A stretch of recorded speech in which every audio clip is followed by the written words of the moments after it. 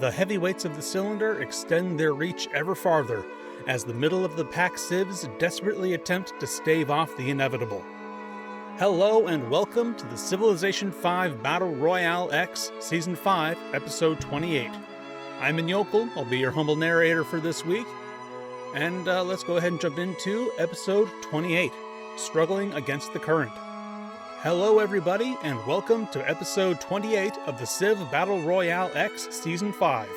I'll be your host for today, Thom 148, as we explore all of the goofy mishaps, vengeful backstabs, and clever machinations the cylinder has to offer us. I suppose I should introduce myself. I'm a longtime lurker from the Mark II days. I rediscovered CBR around the beginning of X4 and have been following ever since. I wanted to get more involved with the community, which brought me to narration. I'm super excited and privileged to be bringing you all a narration today. Firstly, we're going to spotlight this excellent Mayan ghost ball created by Orange Chrissy.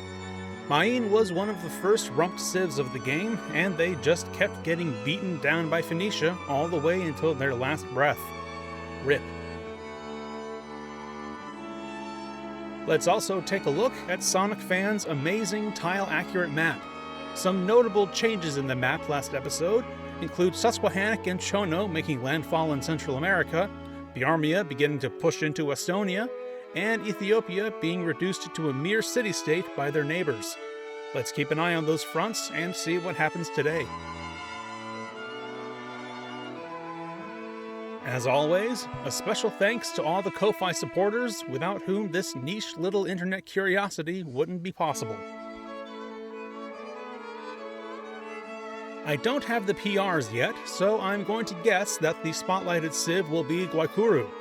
Having been DOW'd by Chono on the final turn of last episode, their rank has surely plummeted, as they now face the impossible task of defending against one of the largest civs on the cylinder that basically encircles them.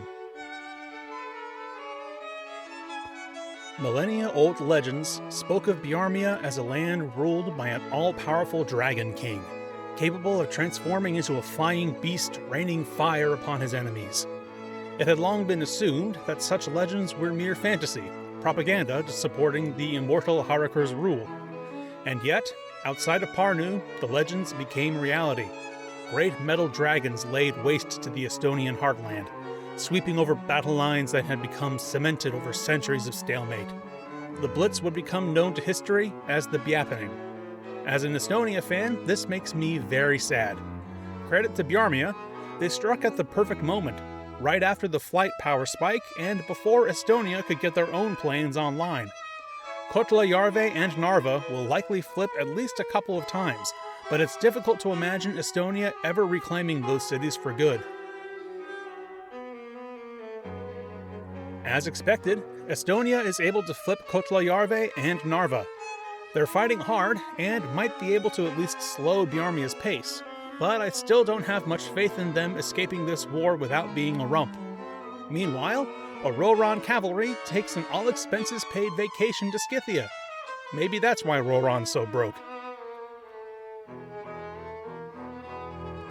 Martin Oyeta doesn't care much for world domination, but he does care for the Charagua bird Yuri. Martin Oyeta doesn't care much for world domination, but he does care for the Charagua bird Yuri. Those birds could have had a beautiful life together in Antarctica. Martin was going to draw slice-of-life comics about it.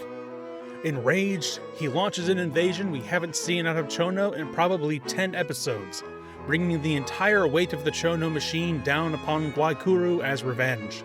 Guaycuru's units are outnumbered in this screenshot by about 1,000,000,000 to 1, and it seems that all cities in the screenshot are sure to fall within a handful of turns. Perhaps this is the beginning of a new wave of activity for Chono.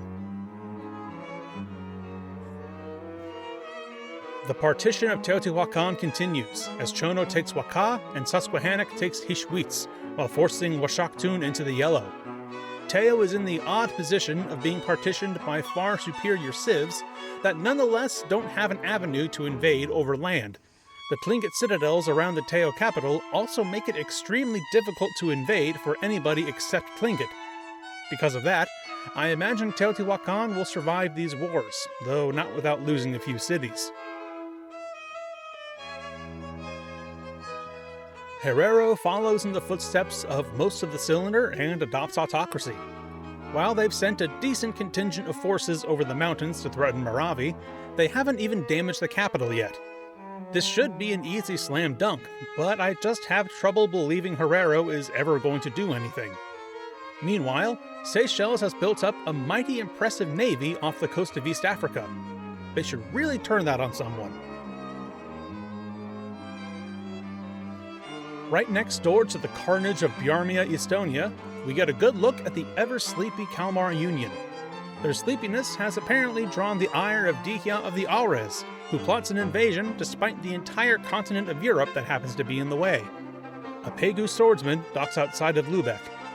Even in Europe, their primitive swords and armor are seen as curiosities. The New South Wales Navy breaks through the Seychelles' attempted Caral line formation tactics to damage Coativi. Neither SIB seems to be fully committed to this front, however, judging by the large presence of NSW ships surrounding Darwad and just sitting there.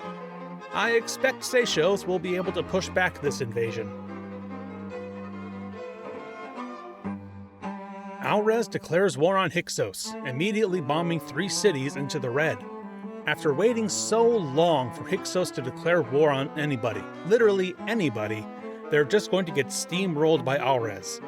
It's a very encouraging sign for Dihya, though. What Alresz lacks in stats compared to the top dogs of the Cylinder, they make up for in weak neighbors. And following up their destruction of the Papal States with this invasion is a great move. Jacques Cartier was a French 16th century explorer who was the first European to map the St. Lawrence River region around modern-day Quebec. In the CBR world, Dihya is entrusting him with a lot less exploring and a lot more fighting. The border gore in Central America is becoming hellish. Susquehannock flips Washaktun, though it looks likely to flip back, and Caral flipped Nthakataka yet again. They're fighting over a pile of rubble at this point. We also get a good look at the formerly Teotihuacan lands of the Tlingit. They're rebuilding quite nicely, unpuppeting some cities and sporting some pretty advanced tech like anti-aircraft guns. Remember Yunnan? They're still in this game. Mysore and Japan are added to a growing coalition against them, though there's still only one civ that Yunnan can really be threatened by. Yunnan's insane UA has ballooned their capital's defense to an impressive 116. Unfortunately for them, that's a pretty average-looking defense compared to Tang cities.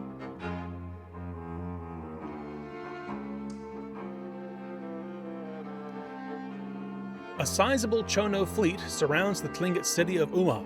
It's unclear where they're going, presumably to the Teotihuacan front, but it also doesn't really seem like they're aimed that way. Maybe Martin Oyeta has yet more plans cooking. A shot of the South Pacific just off Antarctica shows us 2 very impressive navies, of New South Wales and Chono. If these 2 civs ever fought, it would certainly be carnage down here. Meanwhile, Taizong deploys no fewer than 9 surveyors to patrol the west coast of South America, watching, gathering information to pass back to the capital. Tang has eyes everywhere. I'll have to eat my words from a few slides ago, as NSW captures Coativi and Seychelles' navy appears to have broken completely. A handful of Seychelles ships make a heroic last stand to the north, but they face an overwhelming onslaught of Australian ships. And with John MacArthur looking to pull his ships from Darwad into the fight, maybe he has Indian Ocean ambitions beyond these mostly insignificant islands. West of the fallen Hyksos city of Maketi, a prophet of Pesajet pleads with the invading Alresz cavalry. "Please, have mercy," she begged. "Are we not all children of Set?" Dihya does not care.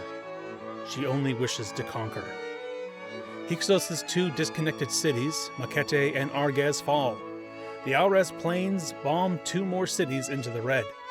Hixos still has a sizable carpet, but it won't last against this onslaught.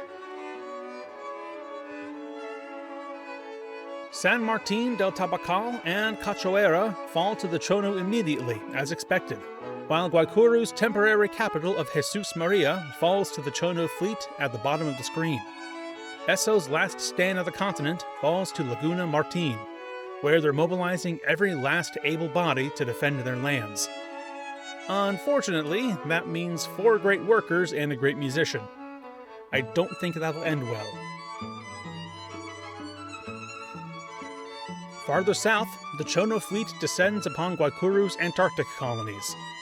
In a cruel twist of fate, Esso's last stand might take place in the very same Antarctic colonies he eliminated Charagua in merely 2 parts ago. Speaking of Charagua, the Ascendant Yanomami are rebuilding the islands formerly belonging to our Caribbean representative into a solid core.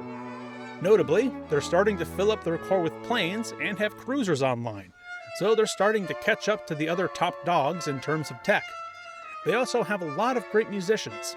I hope Tupac and Biggie Smalls are still around on the cylinder. Alright, listen. I know you're feeling aggressive these days, but this one's a tall order. Insert Steph Curry shooting for the moon meme here. Stick with Europe and North Africa for now before you go after Tlingit. Admiral Tangi had been through a lot. After those fools commanding the Java fleet threw him out of Lanfang for the disaster of the New South Wales War, he managed to escape and flee westward to Victoria, capital of the Seychelle Empire. He knew he was right all along. He knew that Cebu was on the verge of launching an invasion right into the Lanfang homeland, and would have swept completely had he not stood guard with the Northern Fleet. I tell you, Lord Rene, I know how to command a fleet. Taiji passed his personal copy of How to Fight Wars Good across the table. Franz Albert Rene picked it up and scanned it. Works for me, you're hired. Admiral Taiji was back. Not much has changed on the Herero-Moravi front since we last checked in. Shocking nobody. Alresz continues to whittle down the Hixos army, with Noth certain to fall next turn and Wadjet likely not far behind. Hixos is clearly going through some internal unrest, demonstrated by the barbarians near the Sinai Peninsula. I always thought barbarians scaled with the player's tech, but for some reason it's just a warrior. Meanwhile, Tyre is still being bombed into oblivion by Pakistan, but because of the Circassian citadels, it's impossible for them to ever reach the city. Tyre is probably the worst place to live on the cylinder right now.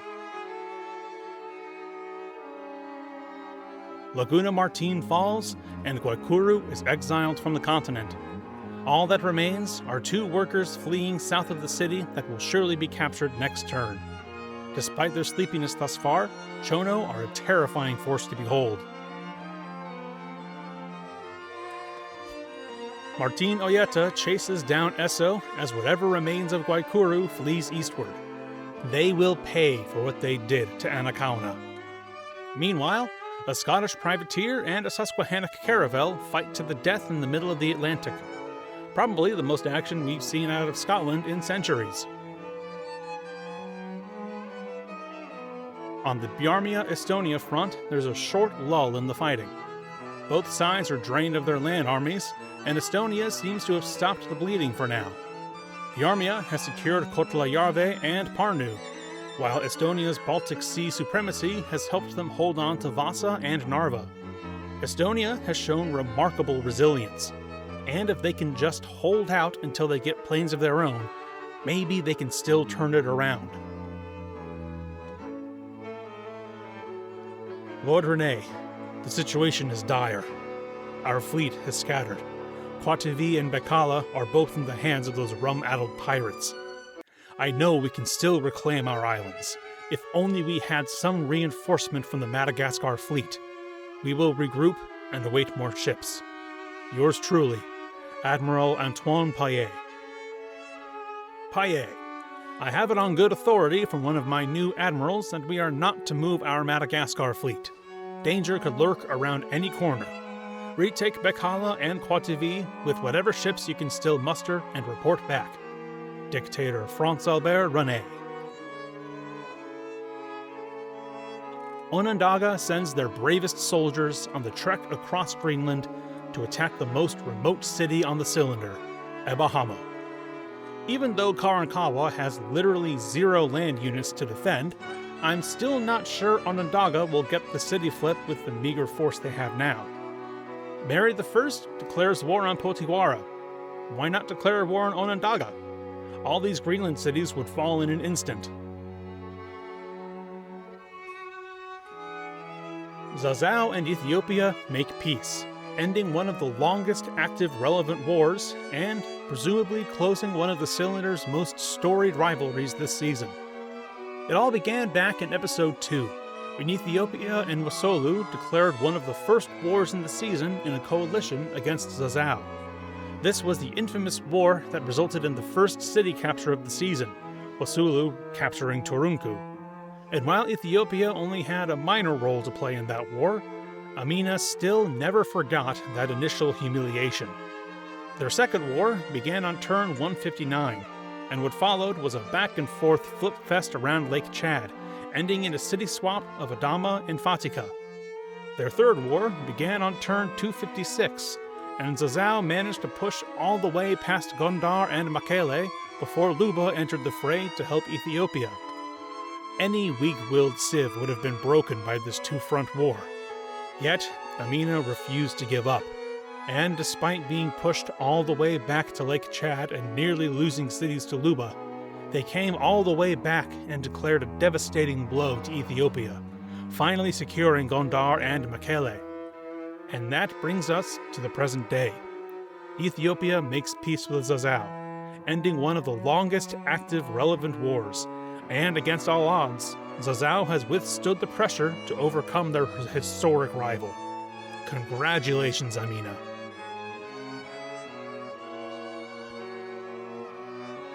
It was a quiet morning in the Circassian city of Akko, 1991. A fisherman wakes up early in the morning and heads off to the day's work as he would any other day. He steps outside by the waterfront to gaze over the eastern Mediterranean, and his jaw drops. The ocean has disappeared. Instead, a vast flat plain of metal, as far as the eye can see, even digging into the landmass. Atop, a single flag bearing Tang's symbol. Tang's even brought a second supercarrier to the Mediterranean now for some unknowable reason. They aren't even carrying planes. Chono brings Mission Pilaga into the yellow. Chono has decided that Guaycuru is apparently so pathetic that they don't need to commit their whole navy to this. And they're probably right. Royale adopts autocracy, and it appears that Scotland has aggressively citadeled into southern Wales. Perhaps Mary I and Grace O'Malley are having some relationship difficulties. They've been happily married for millennia at this point, of course, but some disagreements are inevitable in a long-term relationship. Hopefully they can move past this together. The Kipchaks attempt to force a handful of cuirassiers through the Urals with limited success. Scythia also looks to have recently citadeled Viatka with no less than 5 generals. While Viatka has a solid carpet, I think if Scythia came back for round 2, they'd be able to take at least a few cities. Damn it all, Admiral Paet cursed. He'd fought so hard, and yet those idiots in Victoria refused to send him the reinforcements he so desperately needed. Who even was this new Admiral guy anyway? Paet took a deep breath. He had connections. He could call in favors. Even without the bulk of the Madagascar fleet, he could still put together a force that had a chance. Seychelles has managed to scrounge together a handful of ships that have a shot at retaking their Indian Ocean cities. The New South Wales fleet that looked so imposing a few turns ago has scattered a little bit as well. Martin Oyeta sails into Miraguano, the last stand of Charagua, and pays his respects. Here lies the Yuri, gone but never forgotten. Rip. Guaycuru is on the brink now. Misión Pilaga is about to fall, and Pescado Negro will have no chance once the Chono Navy sails eastward. Herrero makes peace with Moravi. Nothing ever Herrerappens. Hixos retakes Naf in Cyrenaica.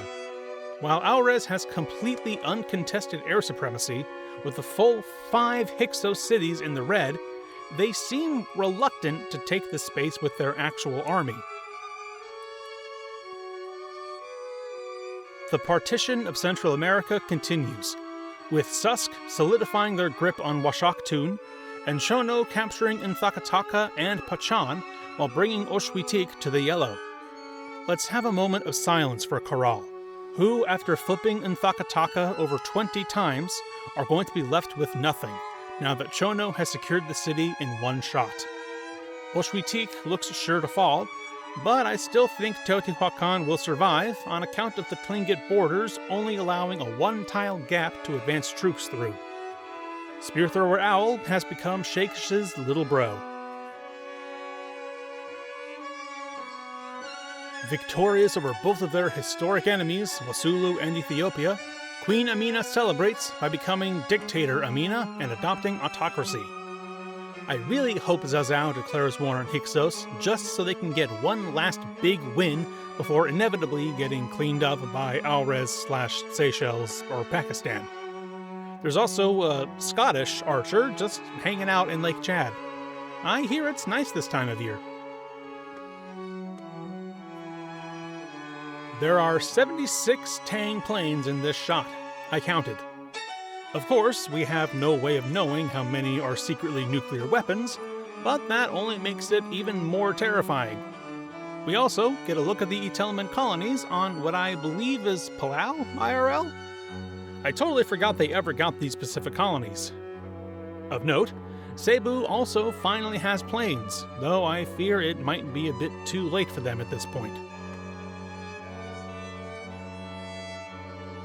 Guaycuru's elimination is imminent. 2 frigates and a cuirassier attempt to escape to Africa in the northeast, past the Portuguese colony of Bragança. Who knows what they'll find? Meanwhile, those Scottish privateers and Susk caravels are still squabbling in the middle of nowhere. Admiral Tangi. I will do my best with the forces that I have, though I must wonder what danger could come from dispatching just a portion of ships to the New South Wales front. Our southern neighbors pose no threat, and we have good relations with Pakistan and Mysore to our north. I implore you, send reinforcements east. Admiral Paet. Taiji scrunched up the letter and threw it in the garbage. This ungrateful admiral was just the same as his old colleagues in Lanfang. Obviously, Pakistan was just waiting for the right moment to strike. Seychelles couldn't afford to show weakness. Taiji had no way to prove it, but he was sure Pakistan was up to something. And 4 tiles west of Victoria, a Pakistani submarine watches the Seychelles fleet. Back in northern Europe, Bjarma has regrouped and struck with even more force than their first wave. Vasa and Narva both fall to Bjarma, and this time, they seem to have the land army to back it up. In the east, they've bombed Viljandi into the black, and Estonia has only a few troops ready to defend. Lennart, please, for the love of God, research flight before you give up even more ground. We get a good look at a very impressive Pakistan corps. At 51 pop, Karachi is the largest city on the cylinder. I have not checked, but it probably is. And Lialpur is only barely behind at 49. We also see the effects of Pakistan's UA crowding out Mysore, completely cutting off Chanapatna and Mangalore. Mysore has some impressive tech, sporting machine guns and infantry, but they're in an extremely unenviable geopolitical position at this point. A Seychelles scout watches from amidst the Pakistani carpet. presumably watching for any signs of a planned invasion.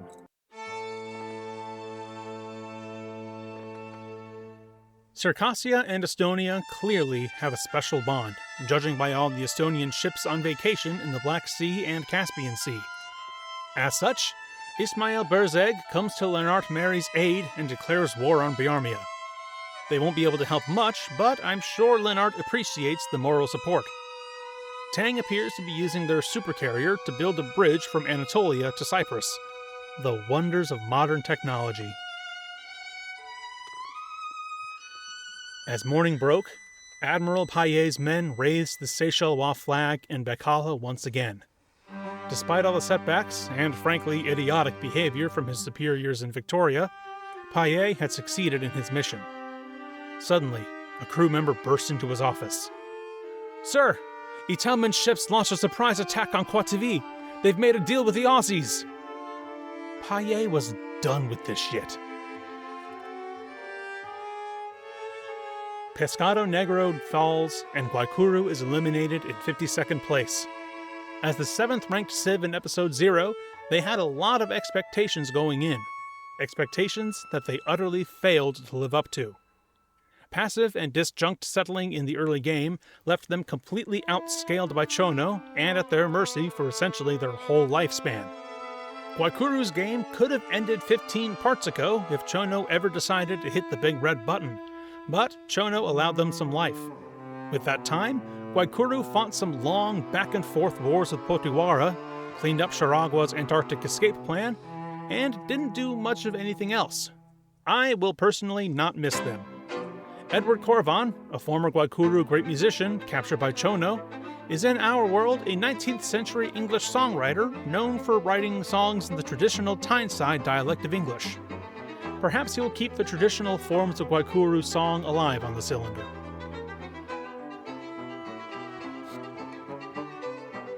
Lennart Meri's clearly been working the phones as a whole host of DOWs come in targeting Bjarmia.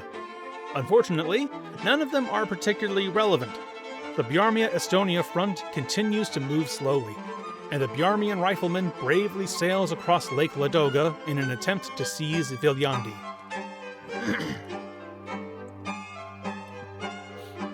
With Anna Kauna's memory avenged, Martin Oyeta returns home to oversee the construction of a grand monument to his victory over the terrible Guaycuru. He brought in excellent engineers from all over the world, including the lead engineer all the way from Viatka, who gave the fortress its name, Kremlin, from her native language back home. The most pathetic war on the cylinder has stalled once again.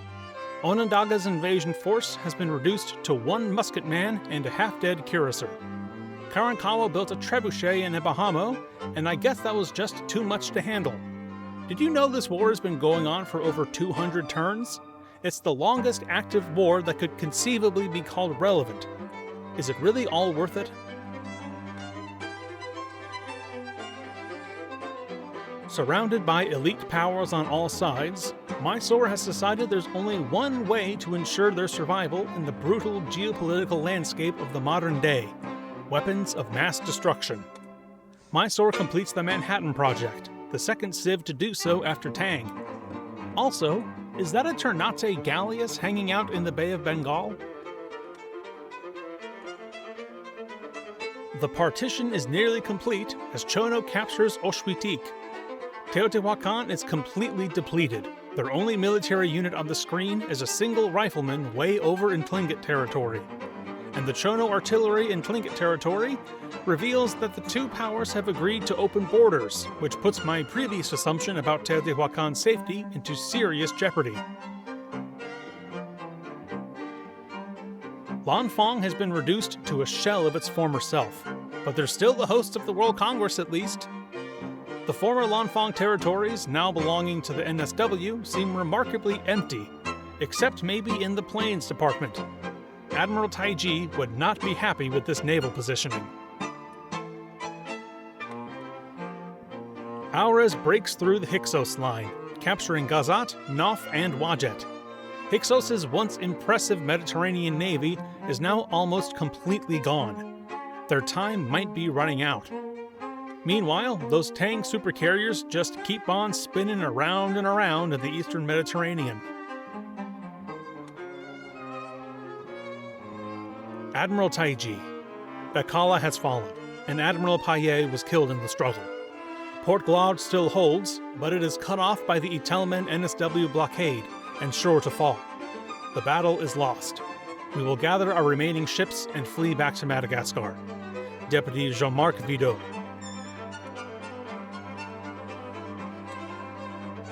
Onondaga adopts autocracy, allowing us a look at their remarkably unimpressive core. How does their capital only have 9 pop? That's honestly just a skill issue. Estonia continues to hold the line against Bjarma. Their cruiser support in the Baltic Sea allows them to recapture Vasa, and they've put together a solid line of defense around Viljandi. Bjarma continues to try the desperation charge against Lake Ladoga with limited success. When news broke of the declaration, it seemed to shake the very cylinder itself. Taizong has woken up, and as his first target, he's chosen the #1 power-ranked civ, the top ravens of North America, Tlingit. Taking a quick look at the map of the water borders, it will be somewhat difficult for Tang to reach the other side of the Pacific. Their carrier fleet, pictured here, undoubtedly filled with nukes, won't be able to reach Tlingit without an open borders deal with Japan. However, Tang does have 2 cities in the South Pacific from which they could have a straight shot at the Tlingit cities in Mexico. We'll keep tabs on this developing situation. Oh, geez. A Tang supercarrier, atomic bomb in tow, approaches Tlingit waters coming from those South Pacific cities I mentioned. Are Tlingit, of all civs, about to receive the first nuke of Seabrix 5? Hixos recaptures Wajet, but Alresz responds by flipping Awen in the south. For the first time, Avaris begins to take damage. The Tang supercarriers received word of the Great War, but they're just really struggling to get out of their little corner here. Now they're on top of each other and tangled up. It's a whole mess. Teotihuacan City falls into the red, presumably from the Susk Plains and artillery nearby. I was expecting Chono to be the one to pursue elimination, but they've mostly pulled back. Susquehannock has landed a land ship on the south coast, only a couple turns away from the capital. We also get a look at the Tlingit coast, which may soon be under attack. They've at least stocked up on planes, although they're probably at a tech disadvantage compared to Tang. Why, Dihya? Why? You could have had it all. You didn't even wait to recapture Wajet, and then you didn't even ask for any cities in the peace deal? In a world where Teotihuacan and Lanfang both gave up 4+ cities in peace deals, Hixos of all civs has somehow managed to art of the deal their way into a white peace from a war that would have surely meant elimination had it continued. In our timeline, George Friedrich Handel was a Baroque musician from Germany who moved to London and became famous, especially for his English oratorios.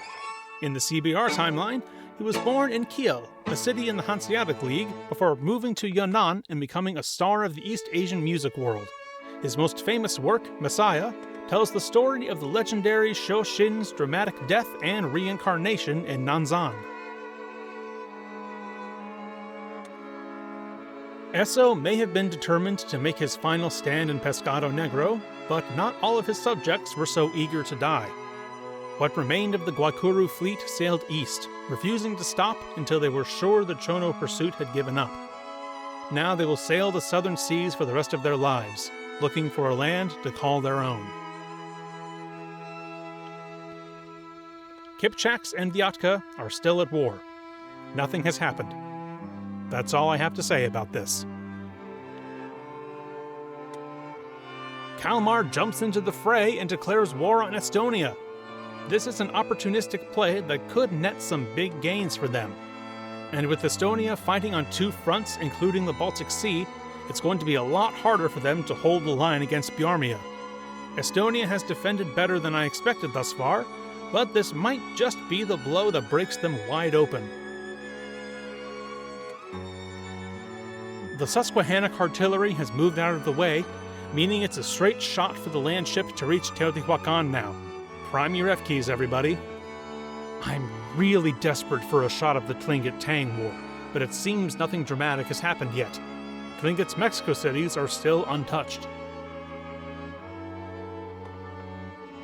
Karankawa's Greenland escape plan city won't end up mattering if nobody wants to take their capital, and thus far it seems nobody does. Karankawa's just chillin' with their enormous UU models and comically outdated military. Good for them. Wait a minute, Franz Albert René muses, pacing back and forth in his office. You're telling me we lost all of our cities on the Indian Ocean front, and we've got hundreds of ships watching just in case Herrero invades? Lord René, Taiji sputters. You can't underestimate the importance of a safe core. I can't believe I ever trusted you. Franz Albert René picks up How to Fight Wars Good and slams it against the table. This book is nonsense, and your tactics are nonsense. You're fired. Get out of my office and get out of the Seychelles. Hope Taiji can find a job somewhere else. Also, everybody hates Seychelles, and so the World Congress hits them with an embargo. The Cylinder is so disgusted by Margarete's backstab of Ethiopia that they pass an embargo on the Kalmar Union. Also, I just find it kind of funny that Rapa Nui gets the same number of votes in the World Congress as Tlingit. Alp Arslan was an 11th century sultan of the Seljuks who won many military victories against the Byzantines and expanded Seljuk territory across much of Western Asia. To Tsar Yakub's dismay, even he declared Ethiopia's situation hopeless. Ethiopia is actually still at war with Luba, but the one-tile bottleneck should keep them pretty safe. Luba's plains in Addis Ababa seem to be out of range of Ethiopia's capital. Right on the turn of the new millennium, we've got to say goodbye to Teotihuacan, eliminated in 51st place. I'll say that Teotihuacan is perhaps our first eliminated civ that looked like a true contender. As recently as episode 20, Teotihuacan was a top 10 civ. They had excellent stats, they benefited greatly from partitioning Pomo with Tlingit, and at the time it looked like they'd broken out from the traditional Mesoamerican prison. Instead, Tlingit brought the hammer down faster than anyone expected. Using their brand new mechanical ravens, Tlingit tore through the Teotihuacan core with terrifying efficiency, reducing them to a shadow of their former self. All it took was another coalition of Chono and Susquehannock to deal the final blow. It's a sign that we're entering a new stage of Season 5, one where the differences between the haves and have-nots are becoming increasingly wide, and no civ is truly safe outside the top 5 or so. The walls are closing in for Estonia. The Lake Ladoga amphibious assault has finally borne fruit, as Bjarmia captures Viljandi in the east. In the west, Kalmar is employing a truly textbook Karal line formation tactic and slowly inching forward towards Estonia's Baltic Sea cities. Robbie Robertson, a Canadian guitarist IRL known for among other things being the lead guitar for Bob Dylan's backing band, goes on an international tour in the Bay of Bengal. Except that actually just means playing one show on the Andaman Islands tile owned by New South Wales. Bangladesh had a pretty solid-looking empire maybe 15 parts ago, but hundreds of turns of inactivity have left them utterly outscaled by their neighbors. If they were in Europe, they'd probably be a top 15 civ, though. Dictator Tado Daho gets another prestigious title, as a celebration of what, exactly? Onondaga City starving from 9 pop to 8 pop? I really need Susk or Anishinaabe to clean Onondaga up already. In our world, Hong Tuah is a legendary figure of Malay literature known for being a loyal servant and defender of Malacca. In the CBR world, he becomes a popular influencer off the back of some viral clips and even starts his own podcast. Hong out with Tua. This is a Hawk Tua joke, I'm so sorry.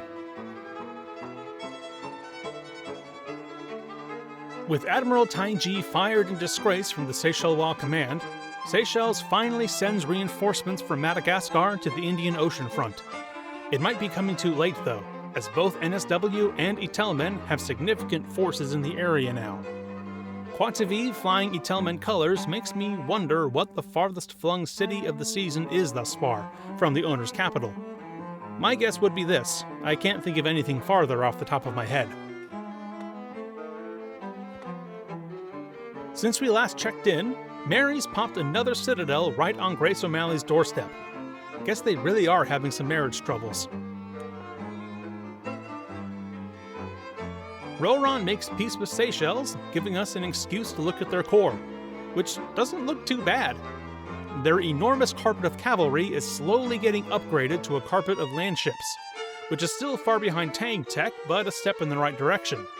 They've also started to build up a healthy arsenal of planes.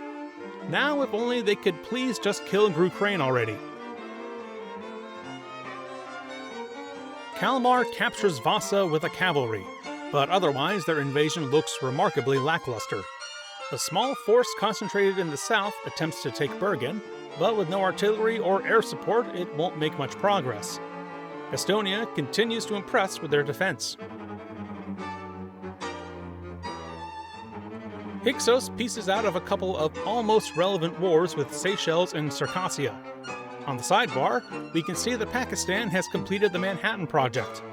I wonder if we might see a Pakistan-Mysore nuclear war at some point. Yanomami's string of aggression continues. Not long after rumping Charagua, they turn their attention east to Potiwara. While Yanomami doesn't have a super substantial carpet, they have a large tech advantage as well as uncontested plains. It might start slowly, but if this war goes on long enough, Yanomami will mop the floor with them. On the southern end of the Yanomami-Potiwara border, Yanomami has focused their bombardment on Sombrero Negro, despite that being the only city they can't reach. Not the smartest strategic move. Regardless, Misiono Toba is sure to fall quickly, cut off from friendly territory and already surrounded by the Yanomami army. Bjarma is closing in.